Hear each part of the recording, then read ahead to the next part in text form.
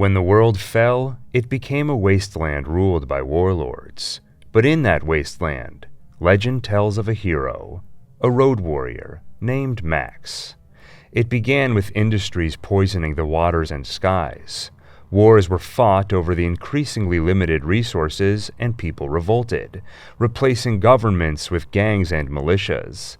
But in Australia, out of a last gasp of the dying system, the main Force Patrol was born, a specialized police force dispatched to restore order on the transcontinental highways, to take on the burgeoning gangs and marauders. Among those officers is a man who will become the legend, Max Rockatansky. When gangsters elude the MFP, leading a trail of property damage and bodies, Max is the one who stops it cold. Crawford the Knight Rider Montezano is even reduced to tears when he meets him in a highway duel, and of course it ends with the Knight Rider dead. Policing for the MFP is the sort of job that could drive someone mad. Max, however, has someone at home who anchors him to sanity. Two someones, actually. His wife Jessie and their baby boy Sprague. Still, he is thinking of quitting the road, so his superior spends a great deal assembling a V8 Interceptor, hoping to seduce him with the prospect of driving the beast. People don't believe in heroes anymore. With Max, MFP Captain Fifi McAfee intends to give them one. And as with all heroes, Max has his enemies. Even more after Knight Rider's death. Word is out Max is the one who killed him, and Knight Rider's gang is out for revenge. In the meantime, that gang continues to do what they do best, leading one of those trails of chaos and destruction. Max and his partner Jim Goose are witness to some of their handiwork when they find a terrorized young couple and their torn-apart car. And they find Johnny the Boy, a member of the gang who was involved in the crime. But his arrest is of little consolation. It's at the run-down halls of justice where Goose hears the news. No one showed up to testify. The gang, through fear and intimidation, has usurped the law, and Johnny is free to go. Goose loses it and manages to get in one punch before Max and the others stop him. The next day, Goose pays for that. The gang sabotages his motorbike, sending him off-road. He moves to a pickup truck, and they crash it, too. Once he's trapped in the upturned vehicle leaking gasoline, he meets the one in charge of the gang, Toe Cutter. But it's Johnny the Boy who throws the match. He doesn't want to, but Toe Cutter is insistent. Goose miraculously survives the flames, but when Max finds his charred partner breathing through a machine at the hospital, Max's eyes show what he feels, the thing that will come to define him: madness. That night it haunts his dreams, but in the morning, when Jessie finds him restless, she helps to clear his head of it, and finally, Max turns it in. His resignation letter. Captain Fifi asks him why, and Max admits the truth. He's starting to enjoy it out there on the road too much, and if it goes any longer, the only thing separating him from these psychotic gangsters will be the bronze badge on his chest. The captain gives him a few weeks off to think it over, in case he changes his mind. Max enjoys the quality time with his family, and in a rare moment of quiet, takes the opportunity to tell his wife just how he feels about her, as though he may never get the chance again. It's not long after that when it almost happens. She takes their son for ice cream, catching the eyes of some nearby troublemakers. She fights off their assault. Kundalini even loses a hand when he chains it to her truck before she takes off. Jessie gets back to Max and they make their escape, unaware those troublemakers are Toe Cutter's gang, and they quietly follow the Rockatansky family all the way to their destination on the coast, and that's where they make their attack. Max gets separated from his family, and by the time he catches up with them, Toe Cutter and the rest are already speeding off, with Max's wife and son left on the road behind them. She is hospitalized with traumatic injuries that she's unlikely to survive. Their son, dead on arrival. And as for Max, he gives in to the thing which has been tugging at him: madness. He returns to the Halls of Justice garage and leaves in the V8 Interceptor. He finds a few of the gang on the road and drives through them, twice. The message to Toe Cutter is made clear when the gang lord finds a couple of photos in his helmet left by Max, one of Jesse and Sprague, and one of Goose. It's a simple message. The Road Warrior is coming for you. So Toe Cutter sets a trap. An abandoned motorcycle on the side of the road catches Max's attention. He gets out of the interceptor before taking a bullet through his leg, and when he reaches for his gun, they run over his arm with one of those motorcycles. But when Bubba tries the same trick again, Max gets a hold of his gun first and shoots him off the bike. Toe Cutter and Johnny the Boy drive off, and Max, with only one arm and leg still functional, drags himself back to the car. He chases Toe Cutter into the path of a semi. Max dodges it by turning off-road, while Toe Cutter gets chewed up underneath the truck. Max continues driving through the night, only stopping the next day when he finds Johnny the Boy stealing the boots of a dead man on the side of the road. He ignores Johnny's pleas that this isn't what it looks like. He just found the man. But Max does notice the gas leaking from the upturned truck. Max cuffs Johnny's ankle to it, while the gangster lets out a series of excuses. He's psychotic. He has personality disorder. He isn't a bad man. Max is not distracted while he does his work, and only when he's finished does he explain what he's done. The lighter has been lit and arranged so the gas will reach it soon, but Johnny does have a chance to live. Max tosses him a hacksaw and explains, "The chain in those handcuffs is high tensile steel. It'll take you 10 minutes to hack through it with this. Now, if you're lucky, you could hack through your ankle in 5 minutes." Max leaves him and drives off down the road. There's an explosion behind him. He keeps driving, wandering out into the wasteland. And around him, the world burns in nuclear war. Waters dry up and cities fall. As men fight and die on the roads for a single tank of gasoline, only the brutal thrive, including Colonel Joe Moore, veteran of the oil wars, hero of the water wars. He sweeps through the wasteland, slaughtering leaders and their sons, taking women captive, and as for their children, "We don't need extra mouths to feed," is all he has to say on the matter. And they recruit the strong to grow their army.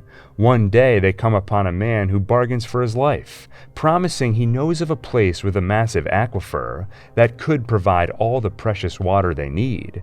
And in this new world, controlling the water supply would elevate a man to something more than king. Further in the wasteland, they find it. A base of operations, a well-guarded citadel that sits above the aquifer. Many of the colonel's men die trying to scale it. They have little chance of taking the citadel. The men inside have unlimited water, while Joe's gang has scarcely 3 days' worth. But Joe is undeterred. He tells his men an old legend of a warrior who scaled a fortress with the help of a tamed lizard. And crazy as it sounds, they try the same, fashioning a lizard with a rope. He's reluctant to climb until they give him motivation. One man cuts off his own finger and dangles it as a tasty treat. So the lizard climbs, taking the rope with him, and under the cover of night, Joe leads some of his men up the rope while the others stage a ground assault. It's a bloodbath. More and more of Joe's army is slaughtered. On the ground, they withdraw and can only watch from afar. What they see is despairing. One after another of the men who went up that rope are dangled as corpses off the side of the citadel. But on the third day, one man walks out of the tower victorious. Joe. Somehow from defeat he brought victory, from death, resurrection, and from that day on, the people know him as Immortan Joe, and to them, he becomes a god. For their god, the people build up the citadel, draw water from the aquifer, establish hydroponic systems to grow food, claim a nearby oil refinery, refurbish a lead mine to manufacture arms, and they establish an army of war boys, prepared to sacrifice their lives for their god. And 3 years after he lost everything, Max keeps driving, which often means fighting. One day, he runs afoul of marauders led by a man with a red mohawk named Wes. He retreats with Max's arrow in his arm. Max leaves with some of his gasoline. Further down the road, Max stops to inspect an abandoned flying machine, an autogyro, only to find it is guarded by a poisonous snake and the gyro's captain. Of course, Max and his dog defeat both. But the conflict does not end with death, because the captain bargains with knowledge. He knows the location of an oil refinery with all the gasoline a man could want. At the refinery, they spy from a distance, and Max finds out the catch. That refinery is guarded by an encampment of people, and he learns the other catch. Wes is part of a gang who wants it for themselves.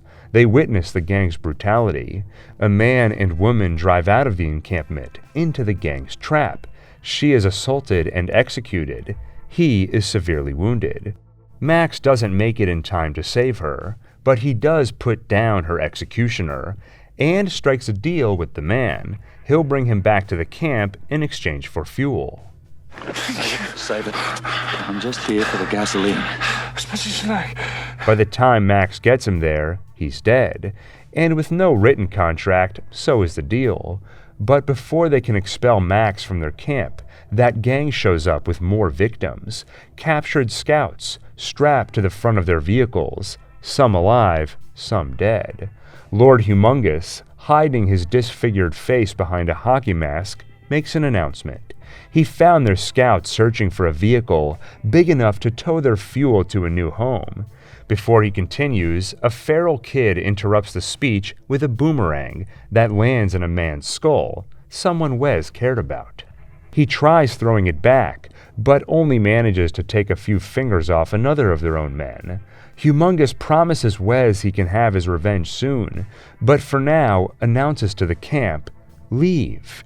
Give us your fuel and refinery. Then we will stop our aggression and give you safe passage." They have 1 day to decide.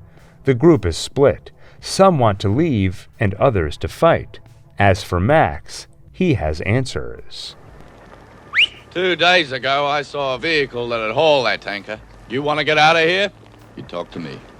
They strike a deal. Max will deliver the big rig if they give him back his car and all the fuel he can carry. They provide him enough fuel to get the job done, and come nightfall, he journeys out, carrying 4 cans of gas on his back. Though by day, he recruits the gyro captain to carry it for him. Soon they reach the autogyro and fly it to the abandoned semi. Though driving it back to the camp attracts the attention of that gang, Max's plan of barreling through them mostly works, with help from the captain who strategically drops that poisonous snake from the autogyro. Once Max is inside the camp, the truck has taken some damage, and now Lord Humongous and that army are back at their doorstep. The assault begins. There are casualties on both sides before Humongous and his troops retreat. Inside the camp, their leader, Papagallo, despite the arrow in his leg, announces they have 12 hours to repair the rig so they can head out, and the people shower Max in gratitude. He replies, It's been a pleasure doing business with you, but I'm leaving. That night, Humongous strings up one of the captured scouts and burns him alive. As the people watch, he announces they will pay for defying him. All of them will die. As the attack approaches, they beg Max to stay and drive the tanker for them. With him behind the wheel, they'd have much better odds of escaping Humongous. They entice him with promises of a paradise 2,000 miles away by the coast. That's where they're heading. But Max is unmotivated by the carrot, so Papagallo tries the stick. He berates Max, telling him he's a wanderer and scavenger living for nothing. Why not instead live for something and build a life with them? By daybreak, Max has left in the Interceptor, but Wes goes after him and knocks him off-road. The car is busted and Max is hurt. They take his gasoline and kill his dog, but Max has set a trap. He manages to scurry out of the blast zone before it goes off. The V8 interceptor explodes, taking a couple of Wes's men with it. He presumes Max dead and returns to his lord. Max himself is soon rescued by the captain and his flying machine, who spotted the smoke of the V8 from camp. As their final battle approaches, Pappagallo speaks to his people and announces he'll be the one to drive the tanker, but Max has recovered enough to interrupt. If it's all the same to you, I'll drive that tanker. And he does drive the tanker through the gang, while the captain drops bombs from above, and the rest of the people follow in their own vehicles. Behind them, the refinery explodes just as they rigged it to, and finally, the chase. Max leads them on the road. Humongous and his people trail behind. When they catch up, it's all-out war on wheels. And those who manage to get close to Max are met by bullets or the force of his fortified tanker. But still, many die, including Pappagallo by the blade of Lord Humongous. Before long, he is avenged. Wes gets onto the hood of the tanker just before Max crashes it head-on into Humongous, killing Wes and his lord. With their deaths, the battle is won. Max heads off on his own, while the rest of the people go north under a new leader, the Gyro Captain.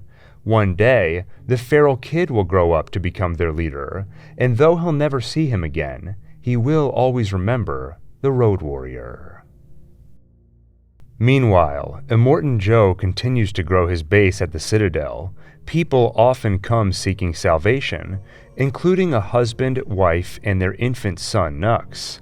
One day, he watches his father get taken up to the Citadel, and his mother promises he'll be back soon.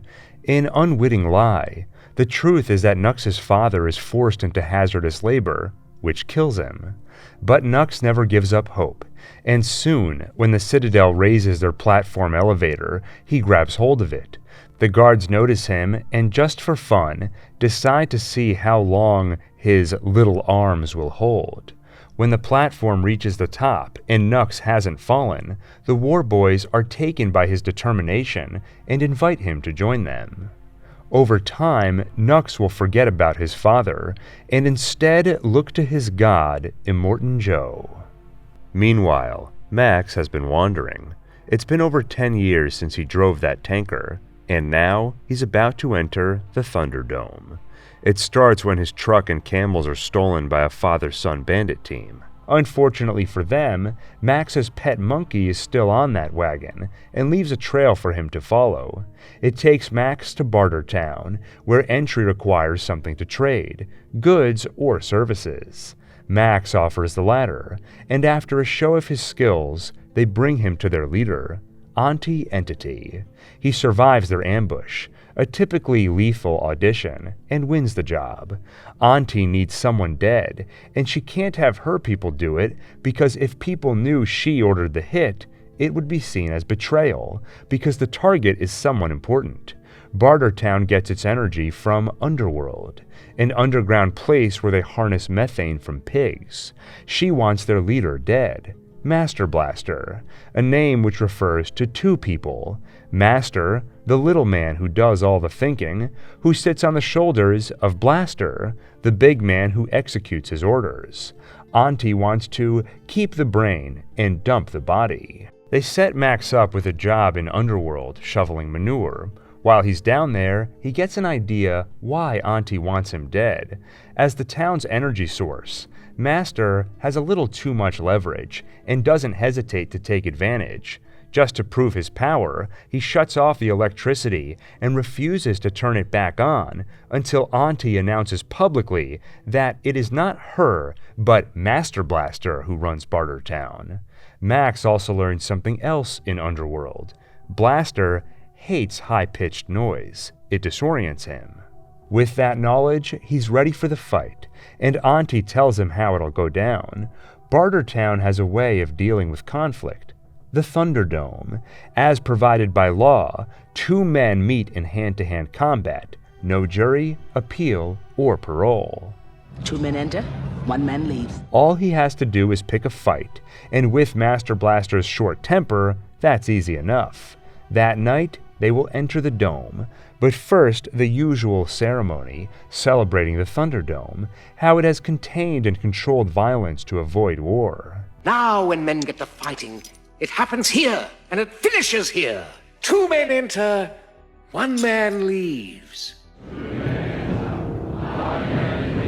The suspended harnesses and weapons for grab prolong the fight, but soon, with the whole town watching, Max disorients Blaster with the blow of a whistle, knocks the helmet off his head, and stops short of a killing blow when he sees his face. This man has the mind of a child. This wasn't part of the deal, Max tells Auntie, and now their arrangement is public. Nonetheless, she has Blaster killed, then tells Max another of their laws: bust a deal, face the wheel. And when Max spins the metal disc to select his punishment, it lands on Gulag, which means banishment to the wasteland. They tie him up and throw him on a horse, which rides far into the desert until it collapses, and gets swallowed by the sand. Max will likely die too, until he finds his monkey with some water, sent by a captive in Underworld, inspired by Max standing up to Master Blaster. Max continues on foot, until he too collapses. But later, a tribe of children find his half-dead body and bring him to their village. Soon he is resuscitated, and witness to their bizarre culture, to their talk of a messianic Captain Walker. It doesn't make any sense until they tell him their story of a plane crash. The captain, Walker, took the adults to find help and promised someone would return for them. They've been waiting all this time for Captain Walker, and now, with Max, they believe he is here. They sing and place the captain's hat on his head, and they're disappointed when he tells them they got the wrong guy. They're more disappointed when he tells them their prophecies of one day seeing great things like cities and videos are also wrong. Those things have all been wiped out. But a strong wind renews their faith. They run to the abandoned plane and tell this man who must be Captain Walker that it's time to catch the wind. It's time to fly. Max turns his back on them. It's a solemn mood when they return to the village and the group is split. Stay here and give up on prophecies, or go in search of something better. Max warns against that. All they'll find is a sleaze pit called Bartertown. He insists they stay, and when they don't listen, he makes them. For now. By morning, a few have decided to go. Max heads after them, bringing a couple of the bigger kids with him, and one smaller who insists on joining. They catch up with the others in time to save most, but one is swallowed by the sand. Now, with few supplies remaining, their only hope is to continue on to Bartertown. They sneak inside to Underworld. They take out their guards, free Master from Auntie's captivity, and escape in a truck modified for travel on train tracks. They take down much of the town's infrastructure on their way out, so as they speed through the wasteland, driven by that man who was inspired by Max, they are chased by Auntie's battalion. The many cars modified for post-apocalyptic travel catch up, and Max finds himself in yet another battle on the road, this time with not just one feral kid, but a whole group of warrior children. They fight off their pursuers and escape, until they're stopped by a well-armed boy on the tracks, part of that bandit pairing who robbed Max days earlier. But when the boy sees Auntie's army after them, he realizes this might not be the best time for a stick-up. He rushes to his underground hideout, and the others follow. Max finds the boy's father, and the whole group crams into his little plane. But with a cliff on one side and army on the other, there isn't enough runway to take off. So Max leaves them to clear a path through the army. Finally, the plane takes flight, leaving Max on the ground with Auntie Entity. But she spares his life, only laughing, saying goodbye, and leaving him alone in the wasteland. Meanwhile, the plane flies, far enough for the children to see just how dead the cities are. But in that dead city called Sydney, they make a new home. They will grow up there, have children of their own, and keep the city lit, not just for the man who saved them, still wandering alone, but anyone out there who might see the distant light and follow it to a new home. As for Max, he sets his sights on Gastown, the gasoline production hub for the armadas of Immortan Joe, and a place where Max might find the parts he needs to rebuild his interceptor. Soon he finds the rumors are true. They do have the engine he needs, a Boss 351 Cleveland V8, and it's being offered as a prize in their own Thunderdome. Unlike Bartertown, this one allows many to fight, but just like Bartertown, only one man leaves. Among today's fighters is a buzzard, from a gang who don themselves in armor and spikes. It certainly makes for more of a challenge, but Max gets some help from the crowd. A woman hands him a flare, which he proceeds to light and stick in the buzzard's eye. Then he beats him to death with his own spiky helmet. Max leaves with the engine, but that night, the other buzzards ambush him just outside town. They take his engine, supplies, and car, but respect him as a warrior, so they spare his life and give him a fighting chance. They leave him with a knife in his femoral artery and drive off. In the heat of the morning sun, Max pulls the knife out and attempts a crawl to safety. He's unlikely to live until he's saved by a stranger, the woman who gave him that flare in the Thunderdome. And why did she do it? A trade. She helped him and saved his life. Now she wants his help. The buzzards kidnapped her daughter, Glory. Now she's being kept deep in their underground lair. Max heads into it, finds Glory, then kills his way to the car they stole from him. Finally, back in the driver's seat of his interceptor, he kills his way to the surface. He reunites Glory with her mother, who offers Max a place next to them. "You don't have to be alone anymore," she offers. After a pause, Max responds, "No," and drives into the distance. But a moment later, they see him driving back. Only it isn't him. Once the car is close enough, it's too late. It seems that after Max drove off, a buzzard saw the mother and daughter alone and decided to help himself to some revenge. By the time Max catches up with the monster, Glory and her mother are already on the ground, half dead. Max kills the buzzard, then listens to Glory's dying words. She asks if her mother is all right. "She's fine," Max lies. "Look after her," she whispers. Max promises he will, then buries them both. Meanwhile, Immortan Joe is troubled because he knows that one day he will require an heir, but every son thus far has been a failure, poisoned from birth by radiation, one a psychopathic killer, another a Herculean man-child, and the third a man in the body of a child. So Joe has sought the purest and healthiest women to be his wives, and breeding stock. He keeps them imprisoned in a vault with filtered air and water, and to guard against depression and mental ills, he's given them a teacher, Miss Giddy. A fatal error, because her knowledge and wisdom will soon ignite dissent and revolution. To guard his most precious assets, Joe has them watched by his fiercest warrior, Imperator Furiosa, and when she sees the wives losing hope, she gives it to them by telling them where she came from. A green place, the land of many mothers. There were plants, trees, and animals. There were also men, but it was women who ran it, growing food and caring for children.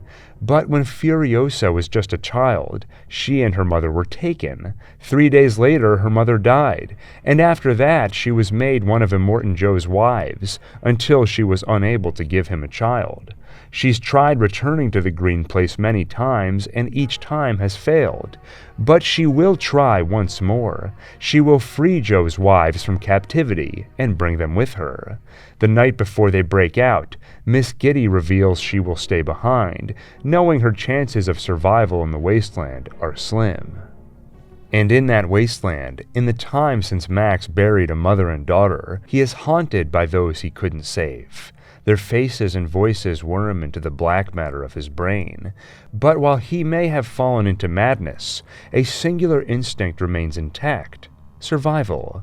And today, he will need it. because today is when the war boys spot his interceptor and decide they want it. V8s, after all, are an important artifact in their mechanical religion. They capture Max and take his car to the Citadel, where he's assigned as a blood bag, a source of healthy blood for war boys who suffer terminal radiation sickness. And Max makes for a valuable blood bag, because he's type O negative, a universal donor. While he's kept in a cage, Immortan Joe addresses the public, announcing that Furiosa will be leading another expedition of his war boys, taking the war rig to Gastown for gasoline and the bullet farm for bullets. Finally, he treats the public to a brief taste of water, warning them not to become addicted to it. He turns it off as quickly as he turned it on, a display of his power over the people's lifeblood. Furiosa sets off in the war rig, leading the armada, but hidden in that rig are Joe's 5 wives, and Furiosa has no intention of heading to Gastown or the bullet farm. She is taking them to the Green Place. The war boys follow her blindly, but from the Citadel, Joe's son spies them heading the wrong way. His father runs to the vault and confirms his suspicions. The wives are gone, leaving only Miss Giddy behind. He frantically calls for another armada. It's the chance Nux has been waiting for to impress his god. He grabs his blood bag Max, muzzled for their safety, straps him to the front of his car, and drives, while a tube pulls Max's healthy blood into Nux's poisoned veins. Immortan Joe's coming armada is only one problem for Furiosa. Another is the buzzards that spot her riding through their territory. She fights both while heading straight for a coming sandstorm, hoping to lose her pursuers in the dangerous storm, a special feature of this post-apocalyptic wasteland. As they enter it, their world becomes fire, sand, and lightning. Oh, what a day! What a lovely day! Nux catches up with the war rig, then floods his car with gasoline. He intends on blowing it up to stop Furiosa, but first he prepares to enter the gates of Valhalla. The spray paint turns his face shiny and chrome, while its toxins numb his mind to any fear of death. His blood bag, on the other hand, would still prefer to live. So before Nux can drop his flare into the gas, Max breaks through the window and stops him.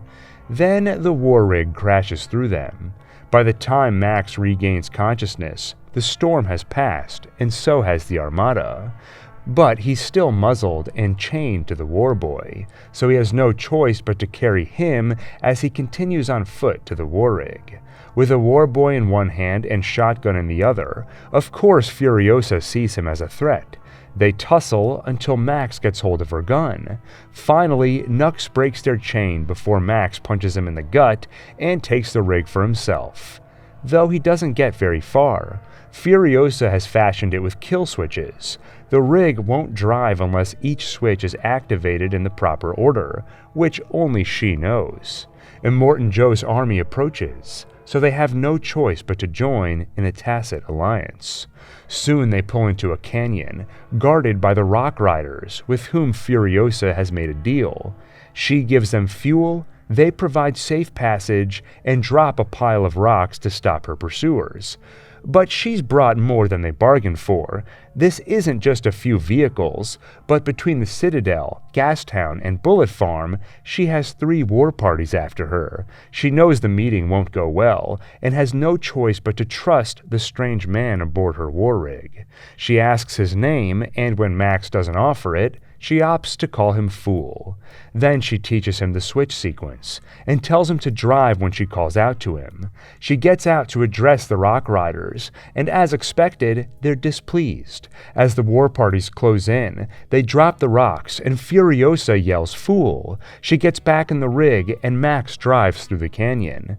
Now the Rock Riders are after them too. Finally working together, Max and Furiosa fight them off. Then Immortan Joe approaches, slowed by the rocks but not stopped.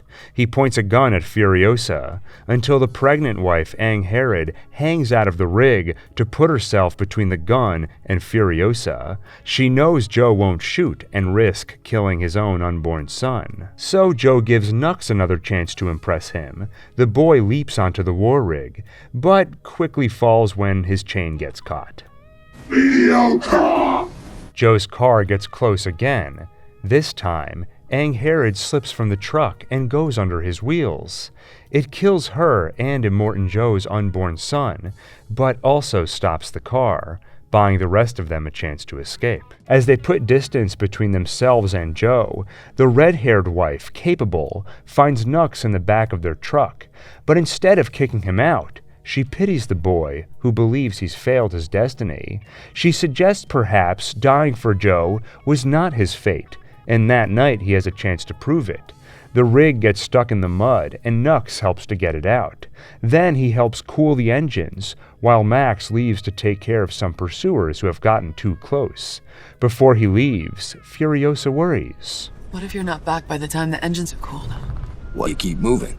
But Max soon returns, splattered in the blood of their enemies, and with a bounty of supplies. They continue their drive, past some dead lands teeming with crows, and the next day find an outpost with a few mothers from the Green Place. Furiosa smiles. After 7,000 days away, she can finally go home. Only this isn't an outpost. It's all that's left. The Green Place is gone, another victim of the irradiated Earth. In fact, they passed it on the way here, that dead land teeming with crows.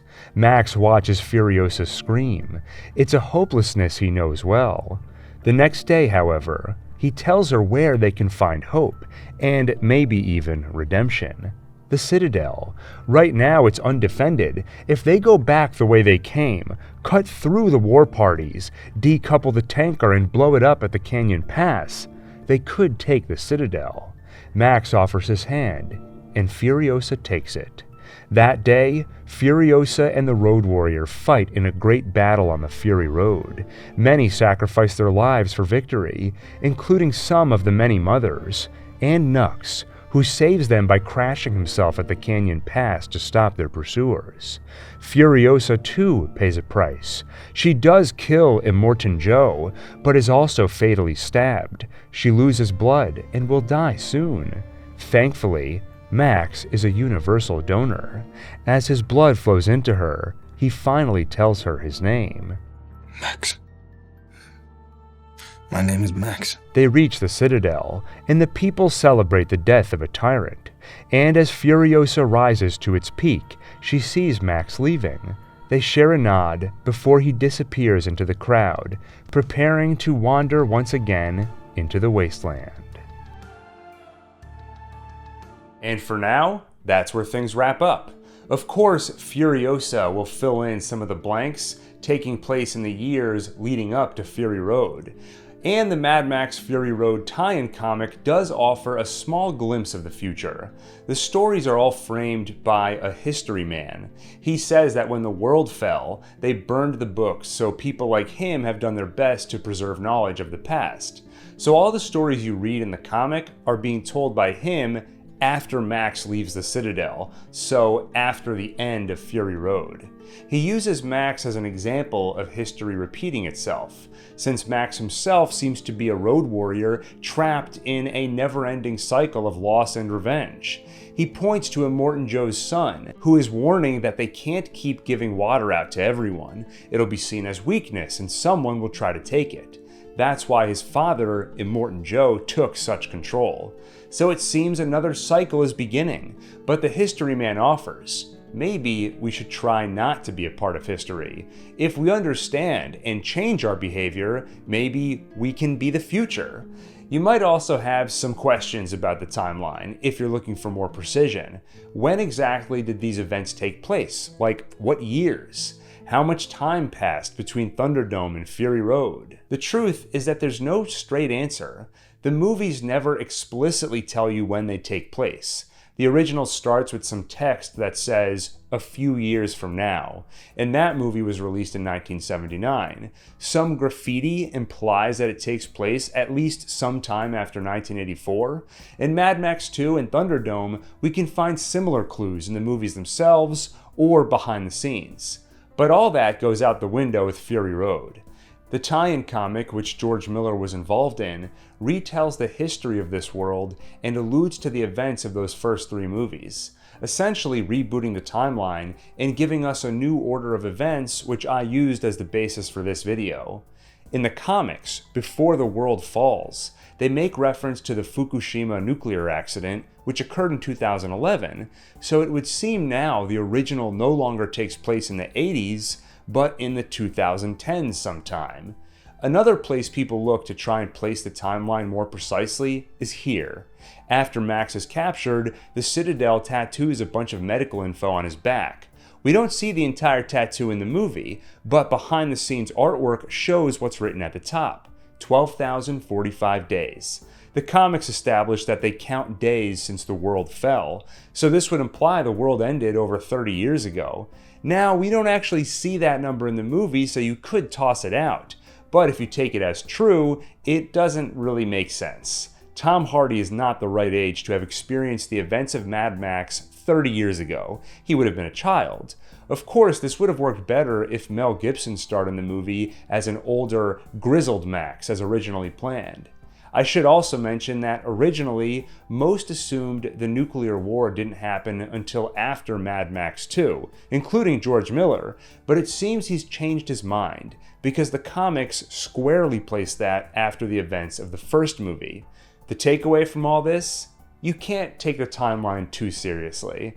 The way Miller describes it, think of the Road Warrior as a legendary figure. These movies are the stories people tell about him. Maybe they're exaggerated, and small details like when exactly they took place, how old he was at the time, are lost in the telling. So for this video, rather than precisely place things on a timeline in a particular year, I was more interested in collecting the events of the world and everything Max went through in a roughly chronological order.